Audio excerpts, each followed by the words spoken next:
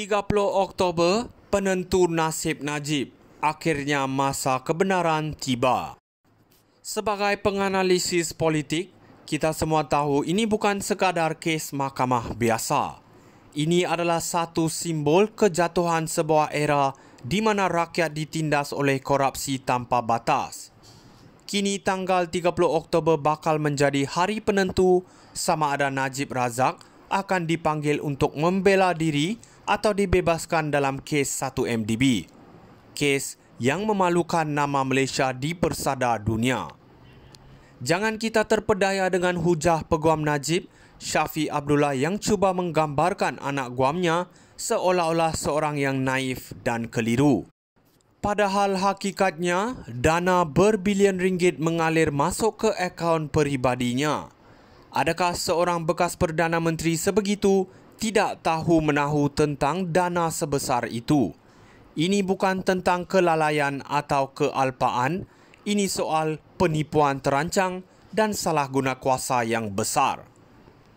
Shafie juga dengan berani mengangkat naratif bahawa wang tersebut adalah sumbangan keluarga diraja Arab Saudi. Benarkah? Jika benar, kenapa Najib Razak tidak tampil dengan bukti konkret sejak awal lagi? Kita semua tahu alasan ini sekadar untuk mengelak diri daripada dihukum. Realitinya, kerajaan pimpinan Anwar Ibrahim sekarang sedang berusaha keras membaiki negara ini daripada kerosakan ekonomi dan reputasi yang ditinggalkan oleh skandal-skandal ini. Jika Najib dibebaskan, ia akan menjadi tamparan kepada usaha reformasi yang sedang dijalankan. Rakyat menanti keadilan untuk ditegakkan, bukan lagi sekadar janji manis atau permainan politik lama. Ini adalah masa untuk membersihkan negara dari budaya kleptokrasi yang merosakkan. Najib perlu menjawab segala pertuduhan di mahkamah dan menghadapi akibat dari perbuatannya. Inilah saat untuk menghantar mesej jelas, tiada sesiapa pun walau setinggi mana kuasanya boleh lari dari undang-undang. 30 Oktober, penentu nasib Najib. Akhirnya masa kebenaran tiba. Sebagai penganalisis politik, kita semua tahu ini bukan sekadar kes mahkamah biasa. Ini adalah satu simbol kejatuhan sebuah era di mana rakyat ditindas oleh korupsi tanpa batas. Kini tanggal 30 Oktober bakal menjadi hari penentu sama ada Najib Razak akan dipanggil untuk membela diri atau dibebaskan dalam kes 1MDB. Kes yang memalukan nama Malaysia di persada dunia. Jangan kita terpedaya dengan hujah peguam Najib, Shafie Abdullah yang cuba menggambarkan anak guamnya seolah-olah seorang yang naif dan keliru. Padahal hakikatnya, dana berbilion ringgit mengalir masuk ke akaun peribadinya. Adakah seorang bekas Perdana Menteri sebegitu tidak tahu menahu tentang dana sebesar itu? Ini bukan tentang kelalaian atau kealpaan, ini soal penipuan terancang dan salah guna kuasa yang besar. Shafie juga dengan berani mengangkat naratif bahawa wang tersebut adalah sumbangan keluarga diraja Arab Saudi. Benarkah?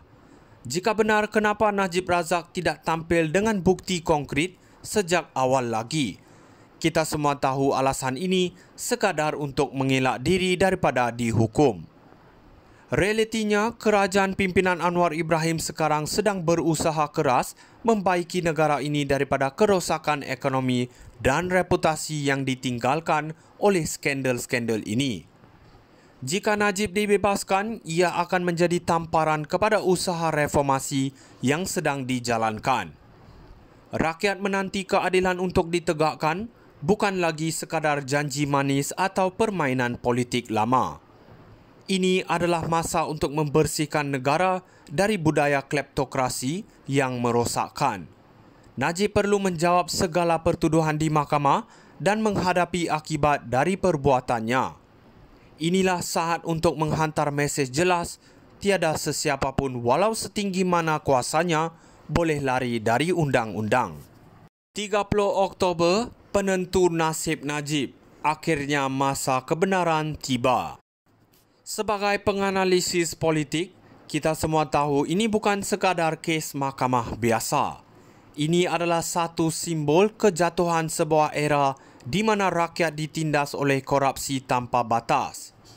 Kini tanggal 30 Oktober bakal menjadi hari penentu sama ada Najib Razak akan dipanggil untuk membela diri atau dibebaskan dalam kes 1MDB. Kes yang memalukan nama Malaysia di persada dunia. Jangan kita terpedaya dengan hujah peguam Najib, Shafie Abdullah yang cuba menggambarkan anak guamnya seolah-olah seorang yang naif dan keliru. Padahal hakikatnya, dana berbilion ringgit mengalir masuk ke akaun peribadinya. Adakah seorang bekas Perdana Menteri sebegitu tidak tahu menahu tentang dana sebesar itu?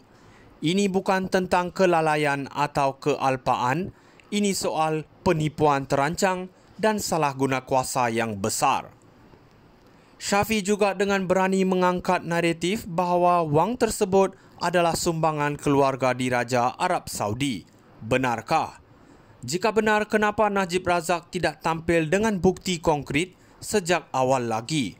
Kita semua tahu alasan ini sekadar untuk mengelak diri daripada dihukum.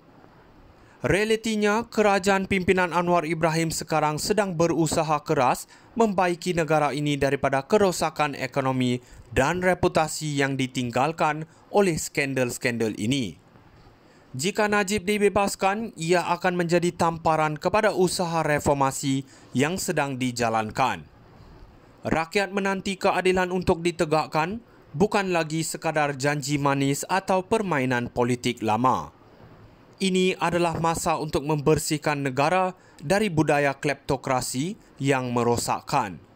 Najib perlu menjawab segala pertuduhan di mahkamah dan menghadapi akibat dari perbuatannya. Inilah saat untuk menghantar mesej jelas, tiada sesiapa pun walau setinggi mana kuasanya boleh lari dari undang-undang. 30 Oktober, penentu nasib Najib. Akhirnya masa kebenaran tiba.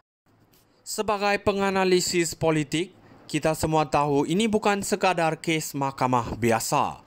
Ini adalah satu simbol kejatuhan sebuah era di mana rakyat ditindas oleh korupsi tanpa batas. Kini tanggal 30 Oktober bakal menjadi hari penentu sama ada Najib Razak akan dipanggil untuk membela diri atau dibebaskan dalam kes 1MDB.